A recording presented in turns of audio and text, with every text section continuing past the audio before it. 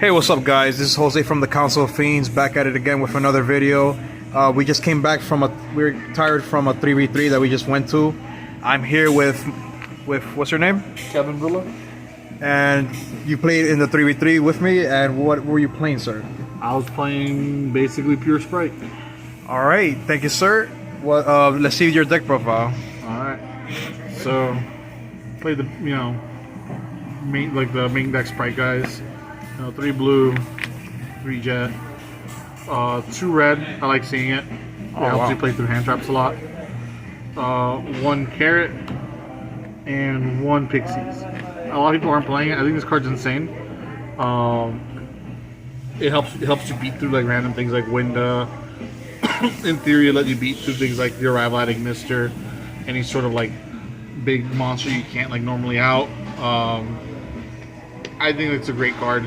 I feel like you should be playing it. Also, even though I'm not using this as effect, it's just an extra name. Like it gives me an extra name to just summon and just link off or use material for something. Okay. So it's just as a body, it's useful. I played obviously the frog package, 3 swaps in a Ronin. I don't like Dupe Frog. I feel like that card opens you up to getting super polyed.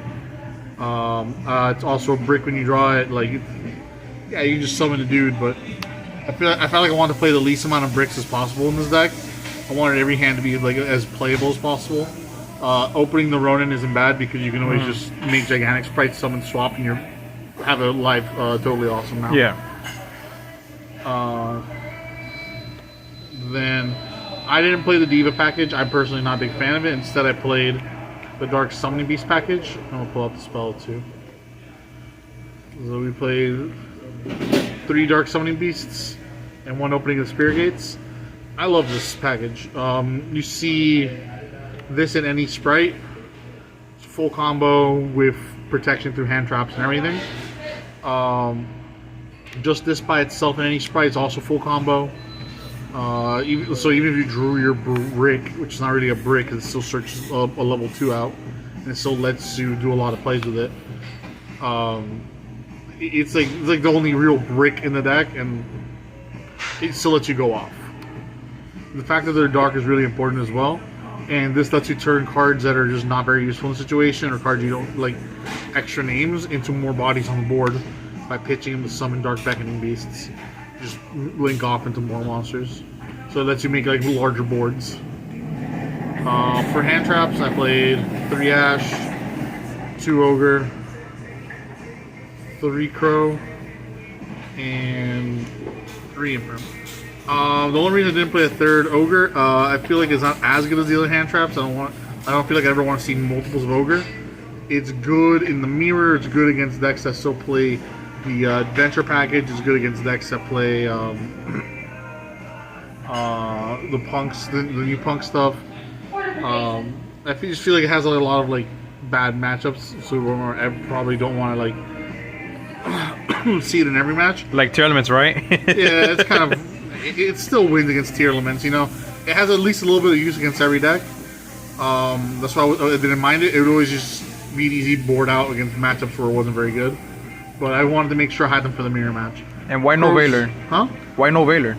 I'm just not a fan of it. I'm not playing the Hulk, so there's no reason for me to play the Veiler. I'd rather just play this. People don't always summon the carrot to stop the Imperm. It's a little bit harder to stop Imperm than, say, Veiler, because you can stop Veiler with red. Whereas this, you'd have to summon carrot. You have to be predicting this, because normally you wouldn't summon, red. I'm sorry, you wouldn't summon carrot to try to protect the gigantic Spright, because I'm trying to guess whether you have this or like these or gammas or other cards, other monsters. So I feel like this would just play into like the mind game, like the guessing game a little better. Also, drawing it going first isn't like the worst. You just set it kind of like good. Lets you turn off floodgates in matchups where you're playing against a lot of floodgates. For the spells, 3 starter. If you're not playing this, I don't know what you're doing. Buy the 3rd one. 2 smashers. Now, a lot of people only play 1. I've seen people only like not even main deck the one Smasher. They board it. I'm playing 2 in the main. I love this card. I played against the last couple of weeks. I've been playing against a lot of Flunder, a lot of like Eldritch decks, and I don't want to lose to these like freebie like trap decks. I don't like losing to mine.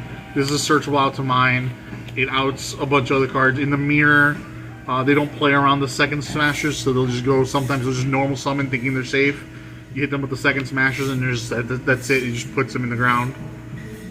It outs Winda. It's just I don't know. This card is really good. I feel like because I'm playing the Dark Summoning Beast package, it facilitates this card a little better. Then 3 Prosperity. I want to see my cards. I play a lot of cards in my extra that are very situational. So if once I know the matchup, I can just banish them. I want to see my sideboard more often. I don't think I've ever used it to banish 6. I almost always use it as like a pot of duality, lets me still special summon. But that's very useful. All right. And then call by talents. The God card. The God card. These cards are insane. I had multiple games because I played against with 3 tiers. Yeah. Tiers were everywhere, and I didn't lose a single match to them. The times that they would go start, they would like you summon a dude. They're like, all right, cool, activate Hovness, make Winda. All right, cool. Give me the Winda. Or I'm playing the mirror, and they hand trap me 2 to 3 times. I'm like, my end board isn't gonna be very good, but talents, you're not playing this game now. Yeah. Very useful, very good. I don't play any traps outside of the imperms, at least not in the main. For the extra deck, I played 2 Gigantic. I mean, one of the best cards in the deck. Yep, self-explanatory. Right. We're not playing 2. I don't know what's wrong. What are you doing?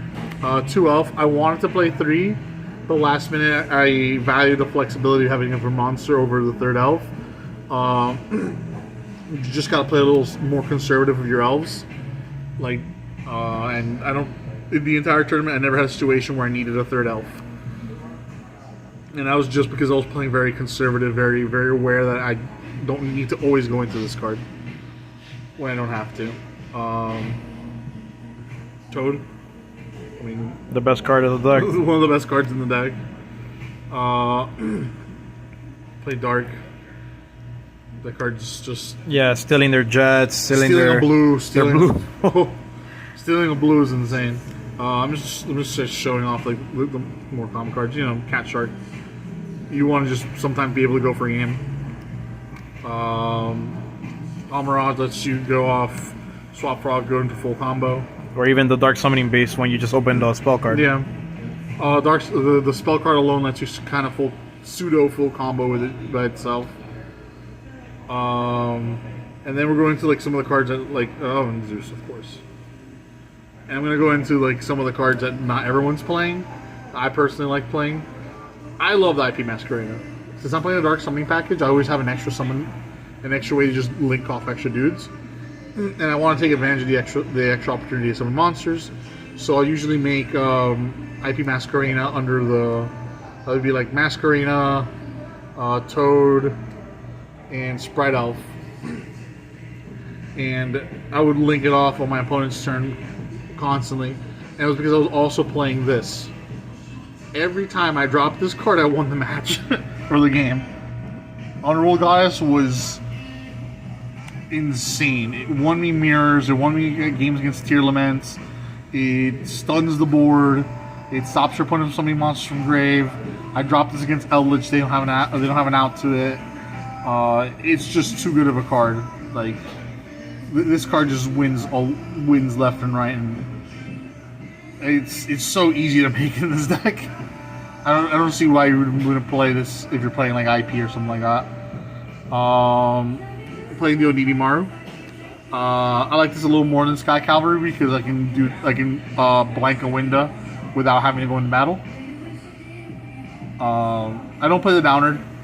I've noticed that usually when I make the Zeus, the Exceed monster I used to make it already usually activates this effect. So it's already at 2 materials, so the Downer doesn't do anything for me. So I went for like more flex spots. Number 65 Gin Buster. This card is insane.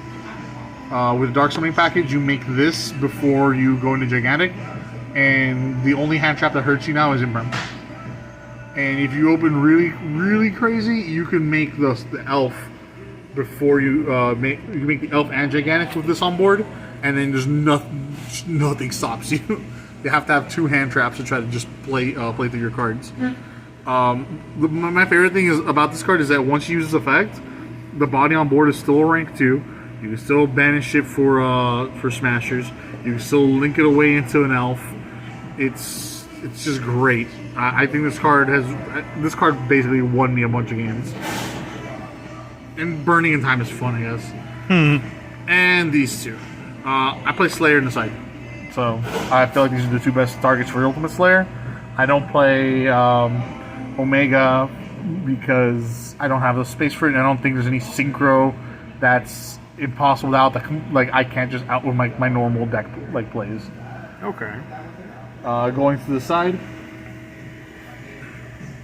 I played 2 Bell. And the matchups where Ogre sucks, Bell is usually really good, and usually just comes with straight 1/1 swap for both. I'm already playing 3 DD Crow. I think DD Crow's a little more versatile. It hits more things. You can be proactive with DD Crow. So that's why I kind of just decided to play the ratio 3 Crow, 2 Bell on the side. I played the 2 Ultimate Slayers and the main deck target. I didn't want to main deck the Ultimate Slayer. I just didn't want to find the space for it. But I have to kind of concede that going second, I like this more than Called By. It deals with the problems. It lets you get a little more advantage. It lets you deal with boards that are like a back row card and a monster. This card by itself lets you deal with an entire Spright board. It lets you deal with a tier board. Yeah. And it doesn't stop you from just killing your opponent at the same turn. I think that's so valuable. 2 Cyclone, Feather Duster. I don't want to lose to trap decks. Forget LH, man. Let's throw in Red Reboot there too. Not losing the trap decks. I'm not losing the Flunder. I honestly, since I picked this deck up, have not dropped a single match to Flunder. And especially you're playing 2 Spright Smashers, so at least you should be. Oh yeah, you have more ways to break the boards. I haven't lost to Flunder. I haven't lost to mine, and the only Eldritch players I've lost to are the ones who are playing like combo Eldritch decks with like Brandon and stuff, not like the trap variants. You just cut through those like a hot knife through butter. Yeah. 3 anti-spell. A lot of decks are very spell heavy. I think the card's just very good. One of the cards you fear the most is Dark Ruler Noir. And opening this, going first, you flip this and your board is safe. And even Ultimate Slayer as well, since you're playing Spright. Yeah, like this stops a lot of the cards that just break your board. So if you feel like your opponent's gonna be bringing those cards in, this card's insane. But honestly, I'll say this: the MVP of the sideboard, it came in almost every match that everybody started working together with. Oh my god, no. A Pointer of the Red Lotus. Yeah. I don't know what it is, but every time I went first and put them in, I always drew it. This card just loves me. I would always see 1 or 2 of them. It was always insane. Every time I would resolve it, I would just win. Like, this card definitely carried me today. I feel like there were a lot of matches where I feel like, and it's not just ripping the card out, it's the hand knowledge. Now I know what to play around. Now I know what the rest of their possible plays are. Now I know, I know your hand is literally, if I stop your normal summon with the Smashers, you're going to lose this game. Like, I've had games where I did this, I saw that they only had a normal summon and just Sprites in hand, and I just linked off into an Underworld Goddess, and it's just like, yeah, you're not winning this game, buddy. Yeah, Sorry. it was like that game where in top 8 where you had double a Pointer and you looked at their hand, you saw that they had double Shearing and the field spell, so you easily just I picked the field spell. Picked the field spell, and then they had an Ash too, so I didn't flip the L1. I I flipped it on my turn to rip the ass shot because I had combo on there. And then you just killed him right then and there. Right then and there. Bro, Yeah. like we were talking about a pointer late last night. And it's funny too, I wasn't going to play it. This is a very last minute addition. I literally drove to my boy's place at like 4 in the morning and picked up a set. And Fun fact, none of us have slept more than an hour before playing this fucking event. it's worse for me because I drove all the way up here. I drove 4 hours. Yeah. Hey, Kevin, any shout outs? Shout outs to the team. Will, Jose, both y'all. Definitely probably some of the best teammates I've had for a 3v3. Thank you for lying for us. Shout outs to my boy Casper for hooking us up with the pointers. Like I said, the card definitely carried all day. Shout outs to basically all the people I've been playtesting with at Kingslayer, at Cool Stuff. Yeah, that's basically it. All right, thank you, Kevin. Look forward to seeing you in more videos. We're gonna see if I top that regional tomorrow. Oh yeah, for sure. All right, thank you. Peace out.